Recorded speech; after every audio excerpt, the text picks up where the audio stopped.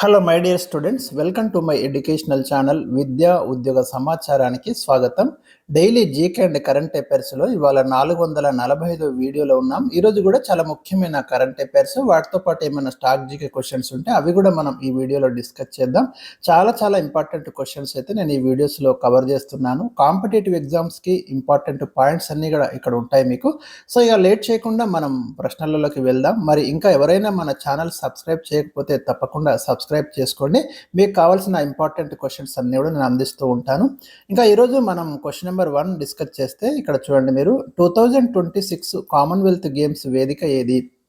స్పోర్ట్స్లో చాలా important sports ఉంటాయండి. మనకు చూడండి, ఇప్పుడు వరల్డ్ కప్ ఫుట్బాల్ కంప్లీట్ అయిపోయింది రీసెంట్గా. Commonwealth games, world cup cricket ఇట్లాంటివి ఉన్నప్పుడు ఖచ్చితంగా ఫోకస్ చేయండి.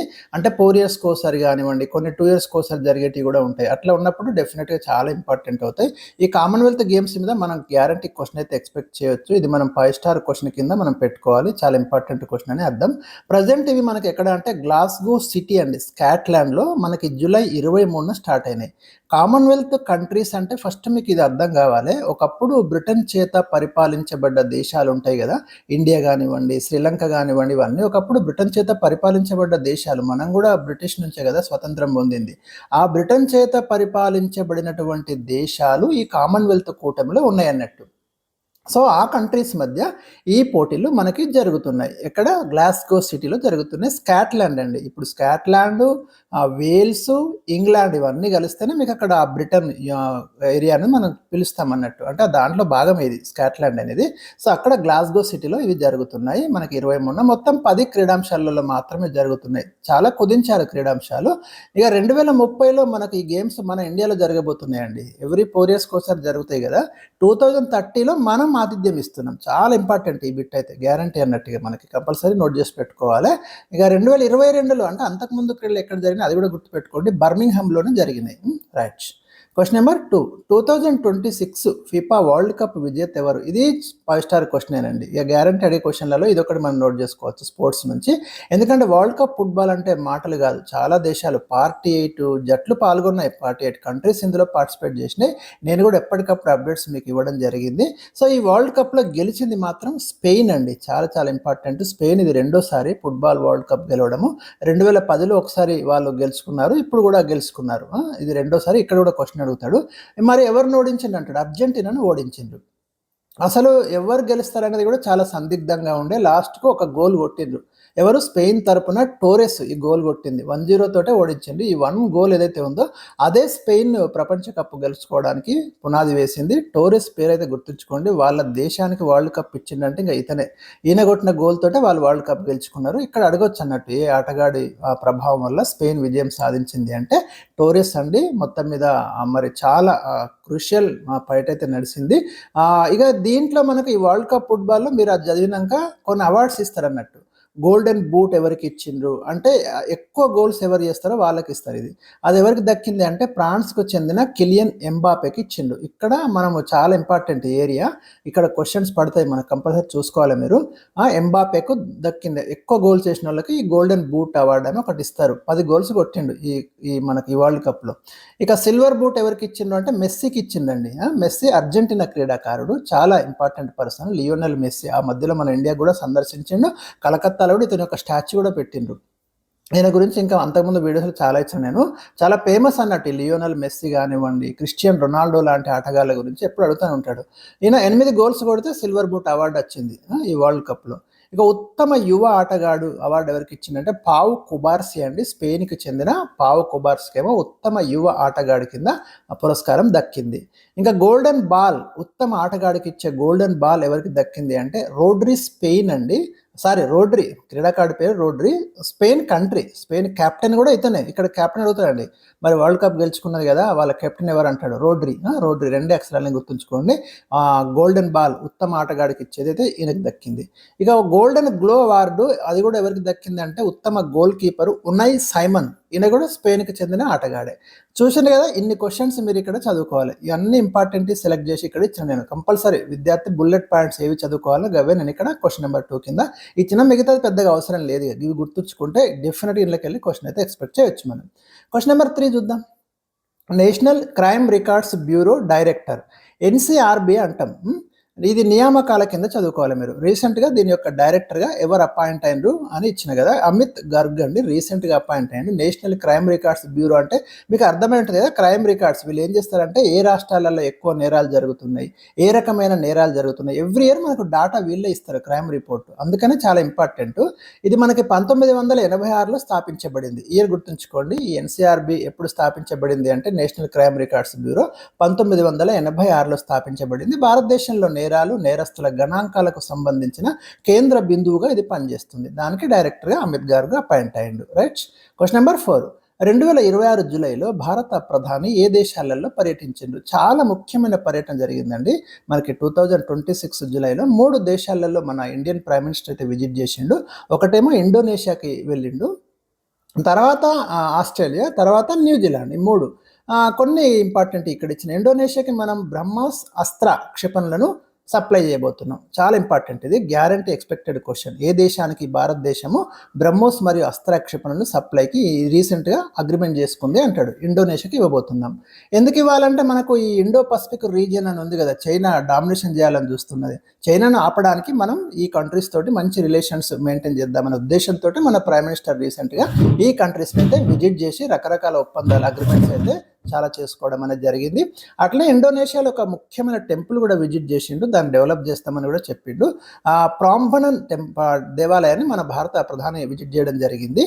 దాని సందర్భంగా హామీ ఏమి ఇచ్చారంటే మేము ఈ టెంపుల్ని డెవలప్ చేస్తాము. ఎందుకు అంటే అది హిందూ టెంపుల్ అండి, చాలా రోజుల క్రితం అయితే అది నిర్మించబడింది టెంపుల్. సో దాన్ని మా ఆర్కియలాజికల్ సర్వే ఆఫ్ ఇండియా అని ఉంటుంది కదా మన ఇండియాలో, సో దాని సహకారంతో ఈ టెంపుల్ అభివృద్ధి చేస్తామని మన భారత ప్రైమ్ మినిస్టర్ అయితే అక్కడ అగ్రిమెంట్ చేసుకున్నారు. అదేవిధంగా సంబాగ్ ఓడరేవు అని అది కూడా డెవలప్ చేస్తామని చెప్పిండ్రు. ఎందుకు చెప్పిండ్రు ఆ సంబాగ్ ఓడరేవు ఎందుకు డెవలప్ చేయాలంటే మనకి ఇప్పుడు మలక్కా జలసంధి ఉంటుంది, ఇప్పుడు హోర్ముజ్ జలసంధి అని మీరు విన్నారు కదా, పెట్రోల్ సరఫరా అంతా ఇప్పుడు ఈ అరబ్ కంట్రీస్ నుంచి అట్లనే వస్తుంది మనకి, కానీ అది అక్కడ చాలా డిస్టర్బెన్స్ అవుతుంది.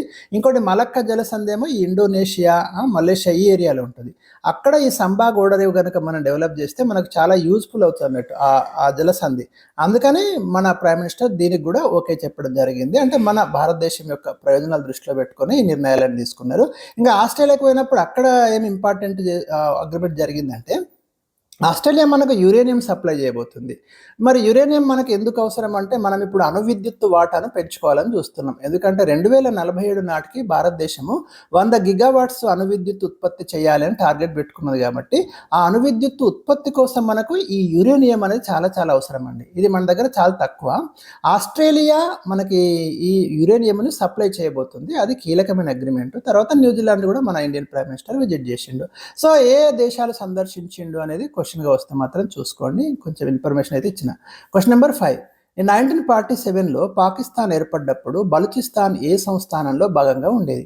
ఈ ప్రశ్న ఎందుకు ఇచ్చిన అంటే మీరు రీసెంట్గా చదువుతున్నారా రోజు వార్తలలో, పాకిస్తాన్లో ఒక స్టేట్ అండి యాక్చువల్లీ బలూచిస్తాన్. ఆడ 4 రాష్ట్రాలు ఉంటాయి పాకిస్తాన్లో, అందులో బలూచిస్తాన్ ఒకటి. వీళ్ళు గత కొంతకాలం నుంచి పాకిస్తాన్ నుంచి సపరేట్ కావాలని బలూచ్ మూమెంట్ అనేది పెద్ద ఎత్తున తీసుకొస్తున్నారు. మాకు అసలు పాకిస్తాన్తో సంబంధం లేదు, మేము సపరేట్ అవుతామని చాలా తీవ్ర పోరాటం నడుస్తుంది చాలా రోజుల నుంచి. కాబట్టి ఇది ఎప్పుడు న్యూస్లో ఉంటున్నది. కాబట్టి మరి ఇంతకీ బలూచిస్తాన్ ఒకప్పుడు కలాత్ సంస్థానంలో భాగంగా ఉండేది. 1948లో ఈ బలూచిస్తాన్ పాకిస్తాన్లో విలీనమైంది, అది మీరు గుర్తుంచుకోండి. ఆ విలీనం కూడా సరిగ్గా జరగలేదు, కొన్ని వివాదాస్పద పరిస్థితులలోనే ఆ విలీనం జరిగింది. కానీ ఎప్పుడు కూడా గొడవ అయితే నడుస్తుంది. పాకిస్తాన్ ఆర్మీకి బలూచిస్తాన్ ఏరియా వాళ్ళకి చాలా ఫైట్ నడుస్తుంది.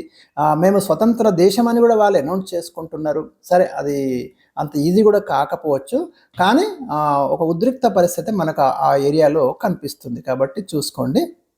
Question number 6. బ్రిటన్ నూతన ప్రధాని ఎవరు? ఇప్పుడు బ్రిటన్లో కొంచెం రాజకీయంగా డిస్టర్బెన్స్ చాలా జరుగుతుందండి. అక్కడ రీసెంట్గా మరి కొత్త ప్రధానమంత్రి యాండీ బర్న్హామ్ మనకు జూలై 20న ఛార్జ్ అయితే తీసుకోవడం జరిగింది లేబర్ పార్టీ నుంచి. గుర్తుంచుకోండి, చాలా చాలా ఇంపార్టెంట్ క్వశ్చన్. ఎవరైనా ఒక దేశానికి కొత్త ప్రైమ్ మినిస్టర్, కొత్త అధ్యక్షుడు వస్తే నోట్ చేసుకోవాలి. Question number 7. ఇటీవల ఏ దేశ శాస్త్రవేత్తలు స్పూత్సెల్ అనే సజీవ కృత్రిమ కణాన్ని తయారు చేశారు? ఒక ఆర్టిఫిషియల్ సెల్ తయారు చేయడం ప్రపంచంలో ఫస్ట్ టైం అండి. సెల్ అంటే మీకు తెలుసు కదా, మన శరీరం అయితే కోటాను కోట్ల సెల్స్ తోటే నిర్మితం అవుతుంది. ఒక క్రియాత్మక ప్రమాణం, ఒక జీవి శరీరంలో కణం అనేది. ఈ కణాల చేతనే కణజాలాలు, కణజాలాల ద్వారా అవయవాలు, అవయవాల ద్వారా శరీరం ఇలా ఏర్పడుతుంది అన్నట్టు. ఒక కృత్రిమ కణాన్ని తయారు చేసిండు సక్సెస్ఫుల్గా. అది మనకు కణం ఏ చర్యలు జరపాలనో అది జరుపుతుందని కూడా ప్రూవ్ చేసగలిగిండ్రు. అంటే మనకు రాబోయే కాలంలో వైద్య రంగంలో ఒక విప్లవాత్మక మార్పు జరిగే అవకాశాలు అయితే ఉన్నాయి. వాళ్ళు ఎవరంటే అమెరికాలోని మిన్నేసోటా విశ్వవిద్యాలయం శాస్త్రవేత్తలు ఈ స్పూత్ సెల్ని డెవలప్ చేసిండ్రు. అది ఆహారం తీసుకొని వృద్ధి కూడా చెందుతుంది. అంటే ఇది మనకు ఒక విప్లవం అని చెప్పుకోవచ్చు. క్వశ్చన్ నెంబర్ 8, ప్రస్తుతం భారతదేశంలో ప్రైవేట్ అంతరిక్ష సంస్థలు ఏవి? రైట్. ఇండియాలో వాస్తవానికి గవర్నమెంట్ తరపున ఇస్రో ఉంటుందండి. మన స్పేస్ మొత్తం రీసెర్చ్ వీళ్ళ ఆధ్వర్యంలోనే నడుస్తుంది. ఇండియన్ స్పేస్ రీసెర్చ్ ఆర్గనైజేషన్ అంటాం కదా. 1969లో దీన్ని ఏర్పాటు చేసినాం. బెంగళూరులో ఉంది. గవర్నమెంట్ సంస్థ ఇది. మన శాటిలైట్స్, రాకెట్స్ అన్నీ కూడా వీళ్ళ కంట్రోల్లోనే ఉంటాయి.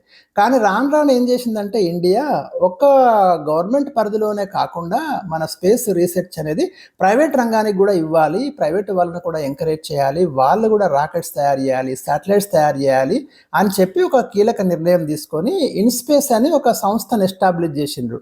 ఇన్స్పేస్ అంటే మనకు Indian national space promotion and authorization అంటాం. ఆథరైజేషన్ సెంటర్ అంటాం ఇన్స్పేస్. ఓకే, అది మనకి ఎక్కడ అహ్మదాబాద్లో ఏర్పాటు చేసిండ్రు. వీళ్ళ పని ఏంటి అంటే ప్రైవేట్ సంస్థల్ని వీళ్ళు ప్రమోట్ చేస్తారు, ఎంకరేజ్ చేస్తారు అన్నట్టు.